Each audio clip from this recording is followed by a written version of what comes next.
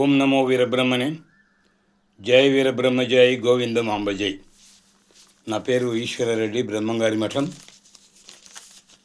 Virat VBS channel ద్వారా అనేక ఆధ్యాత్మిక విషయాలు, ముఖ్యంగా జగద్గురు శ్రీమద్ విరాట్ పోతులూరు వీరబ్రహ్మేంద్ర స్వాముల వారి చరిత్రలోని అంశాలు, అలాగే అచలానందాశ్రమం కార్యక్రమాలు, శ్రీ విరజానంద స్వాముల వారి యొక్క ఉపన్యాసాలు, ఇలా ఎన్నో అందించి ఉన్నాం. ఈరోజు మీ ముందుకు ప్రత్యేకంగా శ్రీ అచలానంద ఆశ్రమ పీఠాధిపతులు శ్రీ విరజానంద స్వాముల వారి యొక్క వ్యక్తిగత ఎలా ఉంటుంది, ఆయన నిజమైనటువంటి స్వభావం ఏమిటి, కొన్ని విషయాలు మనం తెలుసుకుందాం. అతి చిన్న వయసు నుండే పరిపూర్ణ సిద్ధానంద స్వామి వారు మాతా పరిపూర్ణానందమ్మ గారి పర్యవేక్షణలో శ్రీ అచలానంద గురుదేవుల ఆశీస్సులతో విద్యాభ్యాసం గావించారు శ్రీ విరజానంద స్వాముల వారు. ముందు ముందు శ్రీ అచలానంద ఆశ్రమానికి గురుదేవుల వలె సన్యాసే పీఠాధిపతిగా ఉండాలనే తలంపుతో శ్రీ విరజానంద స్వాముల వారిని భౌతిక విద్య తదుపరి ఆధ్యాత్మిక విద్యకై కాశీ పంపించారు. అక్కడ ఉద్దండులైన పండితులు, ఆధ్యాత్మికవేత్తల సమక్షంలో విద్వత్తు కలిగిన గురు ఆశ్రమాలలో ఆగమ శాస్త్రాలతో పాటు ప్రస్థానత్రయం, వేదాలు, వేదాంగాలు, ఉపనిషత్తులు, ఆపోషణ బట్టి ఒక పీఠానికి పీఠాధిపతిగా ఉండదగిన వ్యక్తికి ఎలాంటి అర్హతలు ఉండాలో అవన్నీ సాధించారు విరజానంద స్వామి. ధర్మరాజు వలె శ్రీ విరజానంద స్వామి వారికి అందరూ మంచివారే అనే భావన, విశాల హృదయం, బడుగు బలహీన వర్గాలపై పేదల ఎడల ఆప్యాయత చూపిస్తూ పెద్దల ఎడ మన్నన, ఇలా సర్వగుణాలతో శ్రీ అచలానంద ఆశ్రమానికి ప్రథమ పీఠాధిపతులయ్యారు. అనతి కాలంలో హిందూ ధర్మ పరిరక్షణకు ఎక్కడెక్కడ జరిగే సమావేశాలకు వెళ్ళి వారి ఆహ్వానం మేరకు అద్భుత ప్రవచనం చేసి అందరినీ ఉత్తేజితులను చేసినటువంటి మహానుభావుడు శ్రీ విరజానంద స్వాముల వారు. ఎవరో ముక్కు ముఖం తెలియని వ్యక్తి వచ్చి ఏదో తన బాధలు చెప్పుకొని ఏ కారణాల వలతోనో, అనారోగ్య కారణాల వలతోనో శ్రీ స్వామివారిని వేడుకొని డబ్బు తీసుకొని పోయేవారు. అలా వచ్చిన వ్యక్తి తిరిగి డబ్బులు ఇచ్చిన దాఖలాలు కనిపించవు. అంతెందుకు, పూర్వపు మఠాధిపతి శ్రీ శ్రీ శ్రీ వీరభోగ వసంత వెంకటేశ్వర స్వాముల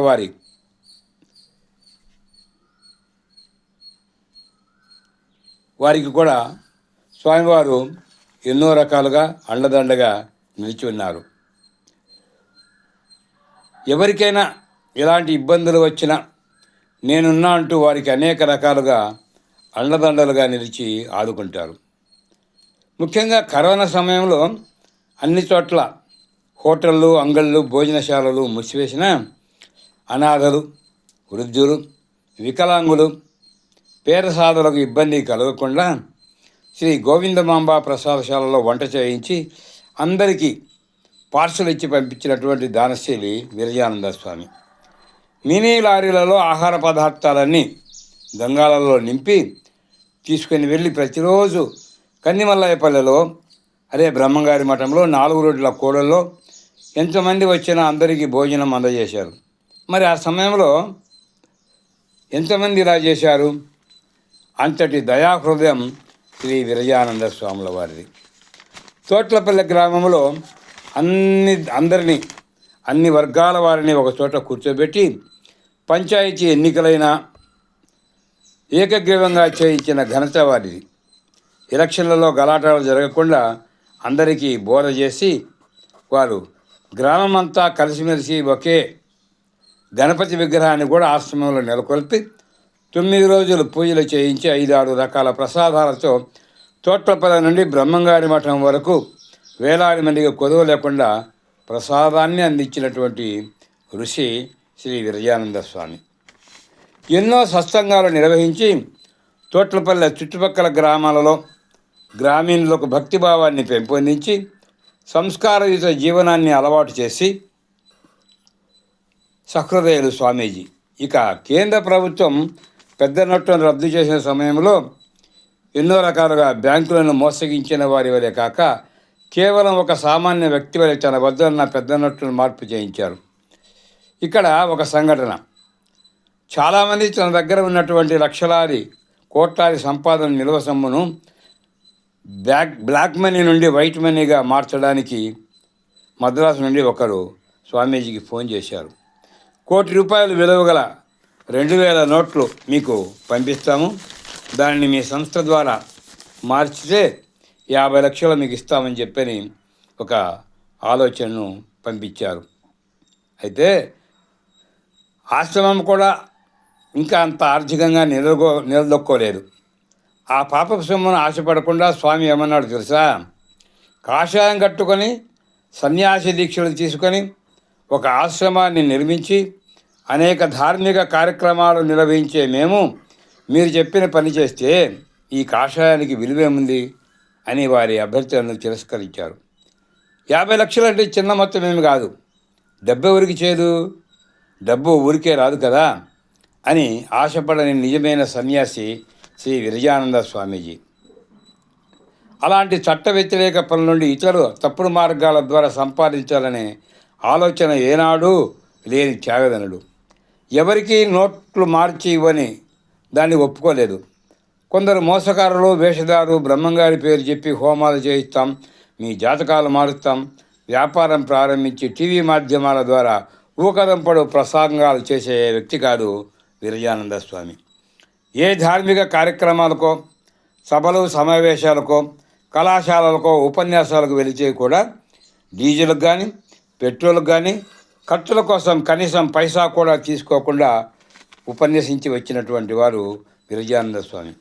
భక్తులు, శిష్యులు వారి పాదాలకు నమస్కరించి పాదపూజ చేసి కానుకగా తాంబూలంలో సమర్పించే 500 కానీ ₹1,000 కానీ తీసుకోకుండా ఈ మొత్తాన్ని ప్రసాదశాలలో చెల్లించిరండి అని చెప్పేటువంటి ఉదార స్వభావాలు. ₹1,00,000 విరాళంగా ఇచ్చినా తన చేతులతో తీసుకోకుండా ప్రసాదశాలలో చెల్లించలేమని చెప్పేటువంటి విశిష్ట లక్షణం కలిగినటువంటి స్వామీజీ. అలాంటి నైతిక విలువలు ఆధారంగా జీవనం సాగిస్తూ హైందవ ధర్మాన్ని బోధిస్తూ సామాన్య జీవనం సాగిస్తున్న యోగి విరజానంద స్వామి. మన రాష్ట్రంలోనే కాక భారతదేశమంతా కూడా శ్రీ అచలానంద ఆశ్రమ ఘనతలు తెలియజేసినటువంటి వినయశీలి.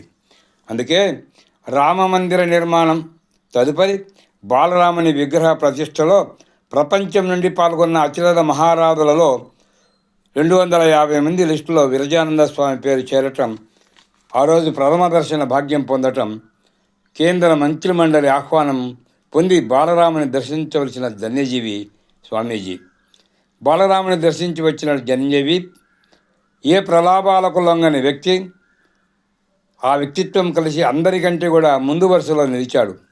హిందూ దేవాలయాలు, ధార్మిక సంస్థలపై ప్రభుత్వ జోక్యం ఉండరాదని విశ్వ హిందూ పరిషత్ వారు నిర్వహించిన విజయవాడలో శంఖారావం బహిరంగ సభలో లక్షలాది ప్రేక్షకులను ఉర్రూతలొగించి ఉత్తేజపరిచిన ప్రసంగం స్వామీజీది. ఇక జ్యోతి క్షేత్రంలో అవధూత కాశీనాయన సమాధి చెందిన పవిత్ర ప్రదేశంలో భక్తులచే నిర్మింపబడిన కట్టడాలను ప్రభుత్వాధికారులు కూల్చివేస్తున్నప్పుడు సమీప గ్రామంలోని భక్తులు వచ్చి విరజానంద స్వాములు వారిని ఆశ్రయించారు. వారికి అండగా నిలిచి ముందుండి అధికారులను నిలువరించి భవనాలను కూల్చకుండా శాంతియుతంగా ఆపించారు. ప్రభుత్వం వారికి విన్నవించారు. ప్రముఖ బీజేపీ నాయకులు, సంఘ నాయకుల ద్వారా ఢిల్లీ వెళ్ళి కేంద్ర అటవీ శాఖ మంత్రివర్యులను ఒప్పించి కాశీనాయన క్షేత్రానికి 10 హెక్టార్ల అటవీ భూమిని అధికారయుతంగా ఏర్పాటు చేసిన ఘనత శ్రీ విరజానంద స్వాముల వారిది.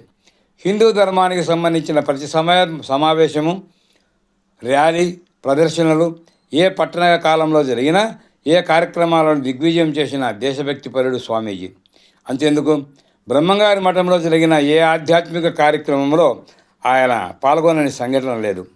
ఆర్ఎస్ఎస్, విశ్వ హిందూ పరిషత్, ఏకలవ్య ఫౌండేషన్, సమరసత్వ ఫౌండేషన్ వారి జరిపే కార్యక్రమాలన్నీ కూడా అచలానందాశ్రమం కేంద్రంగానే జరుగుతున్నది.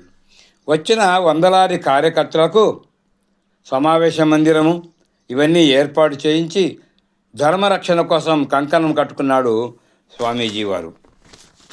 ఇలాంటి ఉదాత్త లక్షణాలు కలిగి అద్వితీయమైనటువంటి సన్యాస దీక్షలో కొనసాగుతున్న విరజానంద స్వామిని వారిని ప్రజలందరూ కూడా వేనాల్లా కొనియాడుతున్నారు. వారికి ఓ నమో ఒక్కములు చెల్లించుకుందాం. ఈ ఛానల్ మీకు నచ్చినట్లయితే సబ్స్క్రైబ్ చేయండి, షేర్ చేయండి. నా పేరు ఈశ్వరరెడ్డి. విరాట్ VBS ఛానల్ను అందరూ కూడా సబ్స్క్రైబ్ చేయవలసిందిగా మనవి. ఓం నమో వీరబ్రహ్మణే. జై వీరబ్రహ్మ జై గోవిందమాంబ జై. జై వీరబ్రహ్మ జై అచలానంద స్వామి జై.